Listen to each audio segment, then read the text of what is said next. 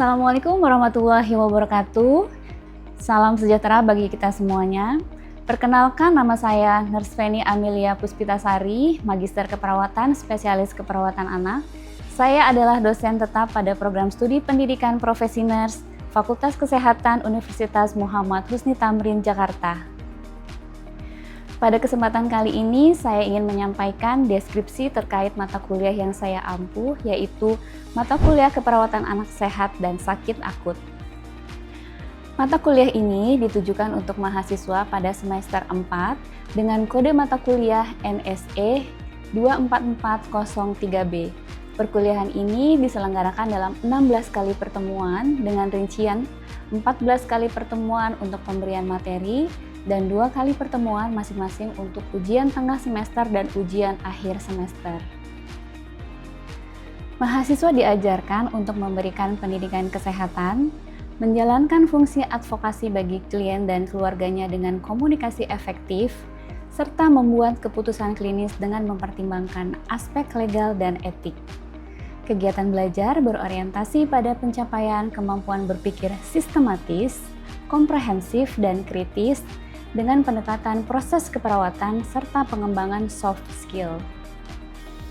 Pada akhir mata kuliah ini, diharapkan mahasiswa mampu menerapkan asuhan keperawatan anak di dalam konteks family center care atau perawatan berpusat pada keluarga, dan atraumatic care, perawatan yang tidak menimbulkan trauma pada anak. Adapun capaian pembelajaran lulusan atau CPL dari program studi yang dibebankan pada mata kuliah ini terdiri dari 4 CPL. Dari CPL tersebut, diturunkan menjadi 6 capaian pembelajaran mata kuliah atau CPMK yang telah tertuang di dalam RPS, mulai dari pemahaman konsep keperawatan anak dalam konteks keluarga, pemberian stimulasi asuhan, intervensi keperawatan, pendidikan kesehatan, advokasi, hingga rujukan serta pendokumentasian manajemen terpadu balita sakit dan bayi muda. CPMK ini kemudian dijabarkan lebih rinci ke dalam 13 sub CPMK sebagai kemampuan akhir dari tiap tahapan belajar mahasiswa di setiap minggunya. 3 komponen utama dalam proses pembelajaran mata kuliah ini berpedoman pada sistem DIA, Delivery, Interaction, and Assessment. Yang pertama adalah delivery atau penyampaian. Saya menyampaikan materi melalui kuliah tatap muka dengan menggunakan media presentasi yang interaktif. Selain itu, mahasiswa juga diberikan akses RPS dan bahan kajian secara mandiri. Yang kedua adalah interaction atau interaksi.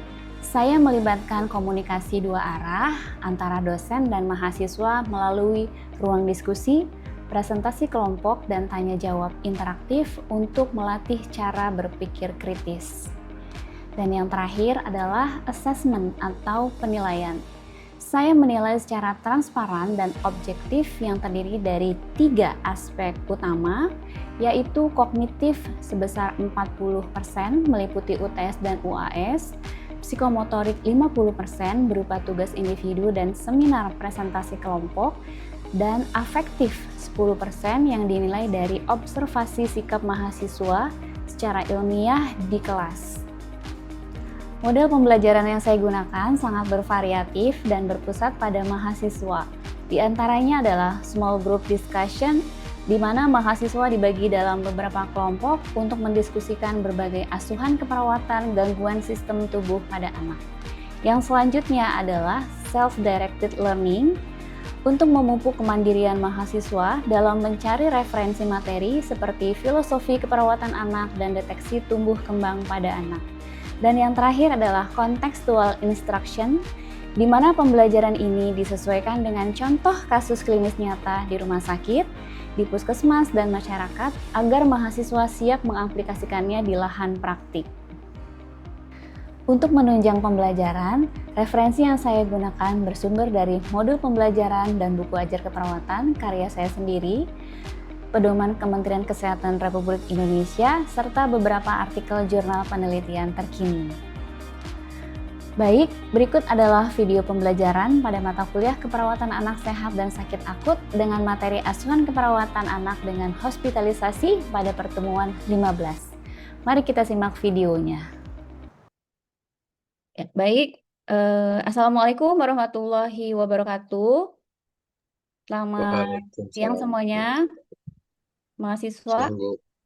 Selamat siang, Ibu. Terima kasih ya Selamat sudah siang, hadir pada kuliah kita hari ini, yaitu keperawatan anak sehat dan sakit akut ya.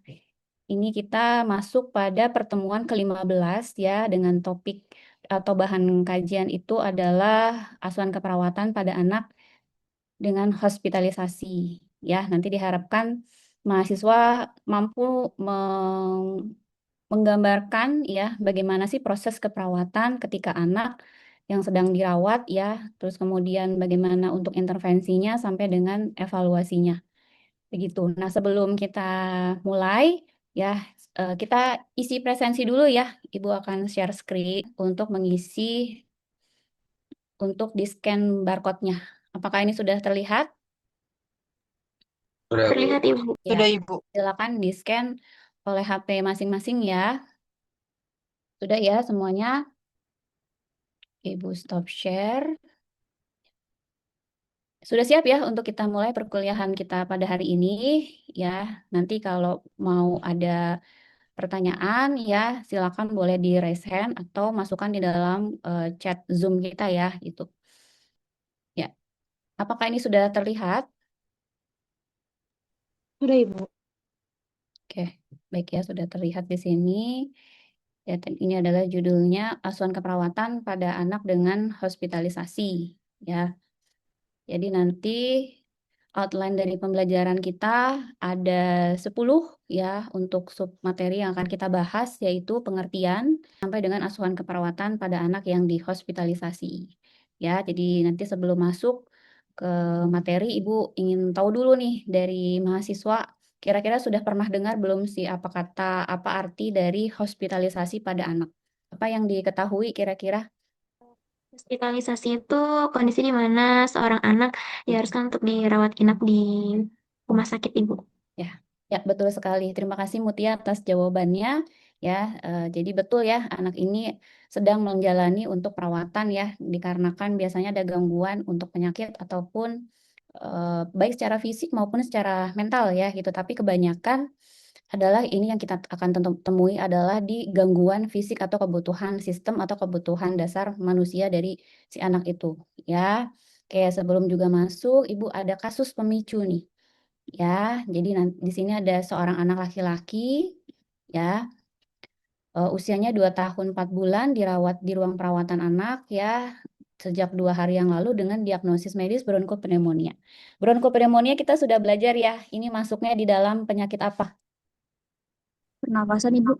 Iya betul ya di sistem pernafasan dan ini bronkopneumonia menjadi kalau di anak ya menjadi penyebab angka kematian tertinggi di Indonesia. Dan kemudian hasil observasi perawat ya itu anak rewel, gelisah, kurang tidur ya, memalingkan wajah saat didekati dan kemudian tanda-tanda vitalnya frekuensi nadi 120 kali per menit ya, suhu 37,4 dan frekuensi napas 28 kali per menit. Ya, ini sebelum masuk ya kira-kira apa yang sedang digambarkan dari kasus tersebut? Terus kemudian mengapa anak berespon seperti itu? Apa yang harus dilakukan oleh perawat? Ya, itu kira-kira ada yang bisa menjawab secara singkat mungkin?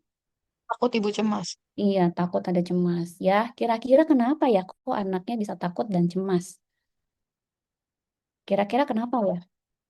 Kurang nyaman mungkin, Bu, saat Kurang dirawat. nyaman Kayak saat takut sama dirawat perawatnya. sama perawatnya. Terus kemudian ada tindakan-tindakan atau yang lain? Biasanya takut jarum atau Tak- takut infus, Ibu. Iya, takut infus ya. Terus kalau seperti itu, kira-kira apa yang harus dilakukan perawat? Melakukan terapi bermain gitu. Terapi bermain. Wah, berarti ini sudah membaca ya Risa ya untuk materi ini karena kan modul sudah Ibu bekali ya di awal dan bisa diakses oleh mahasiswa ya. Jadi alhamdulillah sudah membaca gitu ya, sedikit memahami terkait dengan apa yang harus dilakukan. Ya, nah ini akan semua akan terjawab ya di dalam nanti materi yang akan Ibu jelaskan ya tentang bagaimana penata laksanaannya ya kan lebih ya. Ini adalah definisinya ya, di mana kondisi anak itu harus dirawat. Tadi sudah benar yang disampaikan oleh Mutia ya, dirawat di rumah sakit mengakibatkan perubahan dalam kehidupan ya, termasuk pertumbuhan dan perkembangan ya, serta berdampak dari menjauhkan anak dari keluarga dan sosial. Sebenarnya kalau masih di ruang bangsal rawat biasa, dia tetap ditunggui oleh orang tuanya atau walinya ya, kecuali kalau anaknya itu memang dirawatnya adalah di ruang intensif ya, dan itu akan lebih eh, berdampak atau respon gejala untuk hospitalisasinya akan lebih terlihat ya dibandingkan dengan yang di ruang rawat biasa. Seperti itu. Dan ini kata kuncinya ya mahasiswa ya. Ini akan bisa faktor yang mempengaruhinya adalah dari pertumbuhan dan perkembangannya, dan bisa juga berdampak pada pertumbuhan dan perkembangannya kalau ya kita perawat ya tidak memahami bagaimana cara untuk meminimalkan dari respon atau dampak dari hospitalisasi ya, atau bahkan menghilangkan, itu akan lebih baik lagi ya. Butuh banget peran kita sebagai perawat ya. Terus kemudian ini faktor penyebabnya ya, ini ada 8 ya. Nyeri, keluhan fisik lemah, lingkungan rumah sakit, bertemu dengan orang baru, berpisah dengan keluarga, tertinggal pelajaran sekolah, berpisah dengan teman-teman, suasana berbeda dari rumah. Ya, nah ini adalah faktor-faktor yang menyebabkan ya si anak ini tadi ketakutan ya, menangis ya, terus merengek ya karena harus berpisah dengan keluarga misalnya di intensif ya, atau mungkin karena memang fisiknya yang lemah merasakan badannya itu tidak enak gitu. Untuk anak-anak yang sudah besar gitu ya, itu biasanya ada eh, takut dengan ketinggalan pelajaran, kemudian berpisah dengan teman-teman gitu ya, terus kemudian apa namanya, dengan sesuatu lingkungan rumah sakit yang baru juga bisa, tapi responnya itu akan sangat berbeda dibandingkan dengan anak yang lebih kecil gitu ya untuk kelompok umurnya, seperti toddler dan prasekolah ya. Kemudian ini adalah tanda dan gejalanya ya. Jadi ada 2 tanda dan gejalanya, itu secara fisik sama secara psikologis ya. Untuk secara fisik biasanya kita bisa melihat dari tanda-tanda vital yang kita ukur ya, yaitu denyut nadi, peningkatan tekanan darah. Akan tetapi kalau pada anak ya yang memang tidak diobservasi gitu ya untuk monitor jantungnya, itu tidak dilakukan untuk pengukuran darah ya, apalagi di bangsal biasa kita biasanya itu hanya untuk denyut nadi, frekuensi napas sama suhu ya, kecuali kalau dia dirawat intensif biasanya akan dipasang monitor ya, monitor jantung, saturasi oksigen, elektroda untuk melihat frekuensi nadi begitu. Dan tekanan darah juga bisa dipasang manset ya. Untuk psikologis ya, ini ada cepat marah, kemudian menarik diri, apatis. Nah, biasanya kalau menarik diri ya, menyalahkan orang lain, depresi. Nah, itu biasanya lebih ke anak-anak yang sudah besar, ya usia sekolah atau usia remaja begitu. Ya, tapi kalau untuk yang toddler dan yang prasekolah biasanya ya hanya terlihat adalah dari menangisnya ya, menangisnya, terus kemudian marahnya, tidak mau menatap gitu kan ya. Terus mau meluk ibunya terus misalnya ya, tidak mau ditinggal, lebih ke arah ke sana. Nah, untuk gambaran responnya itu disesuaikan dengan tahap usianya. Ya, jadi kalau di keperawatan anak itu sangat penting ya untuk melihat, memahami bagaimana tahapan perkembangan mulai bayi, toddler, prasekolah, sekolah, dan remaja. Ya, jadi kita lihat di sini mulai dari bayi ya itu ada marah, menangis ya. Stranger anxiety ini masih ada di bayi, takut dengan orang yang asing gitu ya. Kalau remaja mungkin sekolah mungkin tidak lebih lebih lebih menerima ya dibandingkan dengan bayi atau toddler. Nah, yang di toddler ini yang khas kalau di respon dia hospitalisasi itu kadang mengalami regresi. Regresi itu maksudnya adalah terjadi penurunan perilaku ya, di mana yang awalnya sudah tidak ngompol ya kemudian dia ngompol lagi. Yang awalnya tidak ngedot terus kemudian minta ngedot ya. Jadi ada kemunduran perilaku ya dari yang sudah bisa menjadi tidak bisa begitu. Ya, prasekolah tadi sudah disampaikan ya lebih ke arah perilaku yang memang terlihat penolakan, menarik diri gitu ya. Terus takut, sedih juga ada ya, cuma tidak terlalu terlihat seperti toddler dan bayi atau prasekolah. Ya, ini dampaknya Ini faktor yang mempengaruhi itu ada 4, ya, kecemasan orang tua, umur dan perkembangan kognitif, persiapan anak dan orang tua, dan keterampilan coping. Ya, jadi diharapkan orang tua juga bisa membantu ya meredam bagaimana gejala hospitalisasi pada anaknya dengan meminimalkan kecemasan juga, karena kalau kecemasan orang tua cemas, anaknya biasanya akan menular gitu ya, ikut cemas juga. Terkait dengan umur, semakin muda biasanya respon hospitalisasinya akan lebih terlihat dibandingkan dengan yang usia yang lebih remaja atau sekolah. Persiapan anak dan orang tua, jadi semakin dipersiapkan kebutuhan anak, misalnya ada mainan kesukaan, ya baju-baju misalnya yang dia suka, nah itu dibawa akan lebih baik karena untuk bisa meminimalkan gitu ya, untuk menemani dia dirawat ya gitu, dan tidak ada perubahan yang terjadi gitu ya, meminimalkan perubahan yang terjadi atau rutinitas yang ada di rumah sakit ya. Kemudian keterampilan coping ya semakin baik anak dan keluarga itu melakukan adaptasi, maka juga akan lebih minimal lagi untuk dampak hospitalisasinya. Ini manfaatnya ternyata banyak, ternyata ada manfaatnya loh selain dampaknya tuh banyak yang negatif ya gitu. Jadi dari buku yang Ibu baca, ternyata manfaat yang pertama adalah bisa memberikan kesempatan belajar ya. Jadi kesempatan belajar ini belajar apa sih gitu ya? Belajar untuk si anak ini ya tentang saya ini sakit apa? Ya, oh ternyata kayak gini ya rasanya nyeri gitu kan ya. Oh ternyata persiapan operasi itu seperti ini ya gitu. Oh ternyata saya punya luka ya, luka sayatan operasi seperti ini. Nah, jadi dia ada belajar ya gitu. Terus kemudian mengenal juga dengan lingkungannya ya, belajar beradaptasi itu juga bisa. Terus kemudian melihat juga, oh ternyata yang saya pelajari dulu ada mau jadi dokter, mau jadi perawat, menjadi polisi, oh ternyata pekerjaan perawat dan dokter tuh seperti ini gitu. Terus manfaat yang kedua, membina hubungan anak dan orang tua. Ya, dan ini ternyata ya orang tua pun meskipun namanya udah orang tua gitu ya, masih tetap juga belajar ya gitu. Jadi nggak cuma mahasiswa aja ataupun yang kecil, orang tua pun masih tetap belajar ya, bukan dalam arti kata belajar formal gitu ya, informal bagaimana mengenali tumbuh kembang anak, terus kemudian reaksi stres anak dan bagaimana cara memotivasi anak dengan kondisi seperti ini gitu.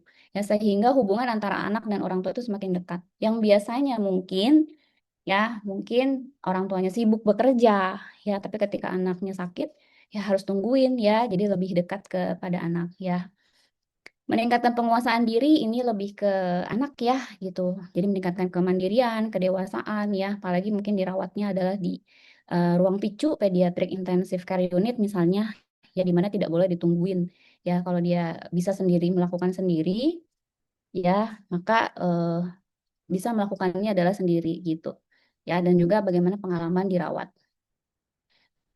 Kemudian memberikan kesempatan bersosialisasi, ada teman baru satu kamar, kemudian tim medis dan kesehatan kenal ya dengan dokter ini, dengan perawat yang ini, ahli gizi yang ini gitu. Jadi ada kesempatan untuk bersosialisasi.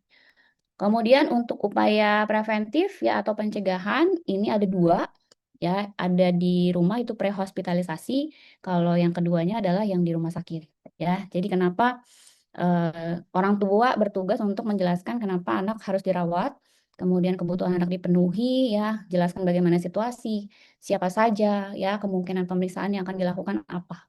Akan tetapi berbeda ya dengan kalau anaknya itu ternyata adalah emergensi ya, atau anaknya itu tiba-tiba penurunan kesadaran ataupun yang memang khusus emergensi tidak bisa menjelaskan dulu gitu ya apa yang harus alasan untuk dirawat ya, tapi anaknya sudah terlanjur penurunan kesadaran gitu ya.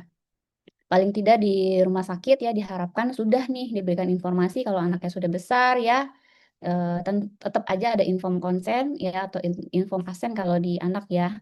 Libatkan orang tua, teknik distraksi ya untuk menghindarkan nyeri, inovasi ruangan fasilitas ramah anak ini diharapkan bisa ditemukan ya di rumah sakit ramah anak gitu ya, terutama di Indonesia.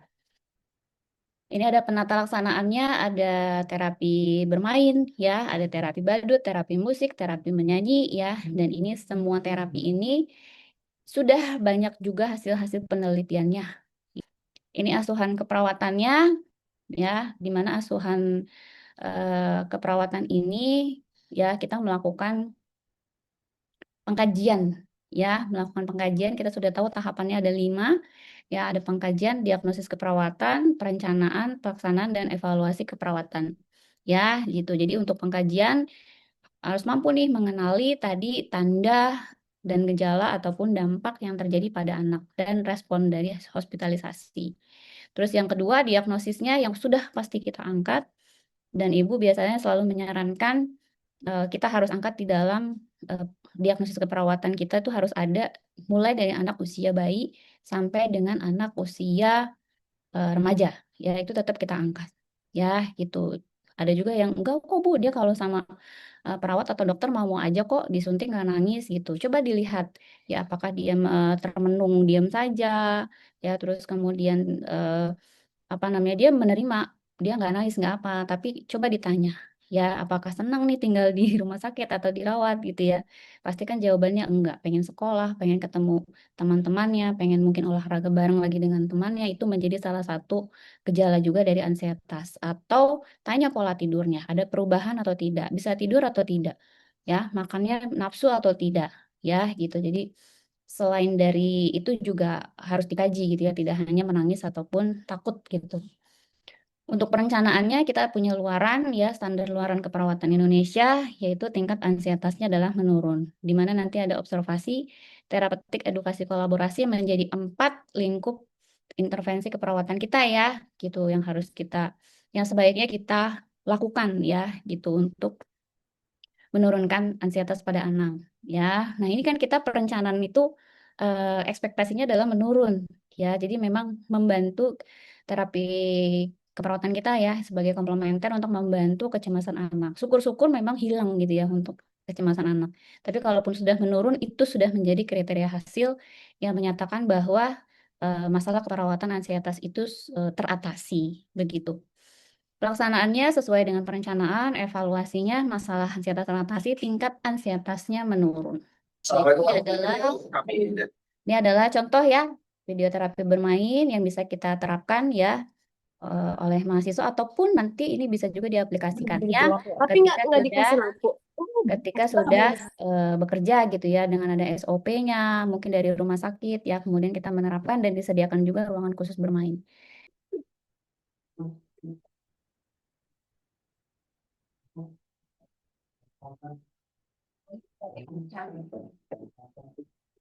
Baik ya, bagian cocok buka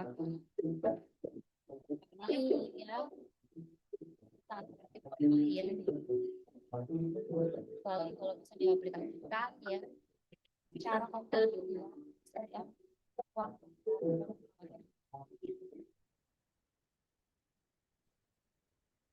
kita main perawat-perawatan ya kalau ada luka harus di mana ya ya ya kemudian selanjutnya ada infus ya infus sama lain ya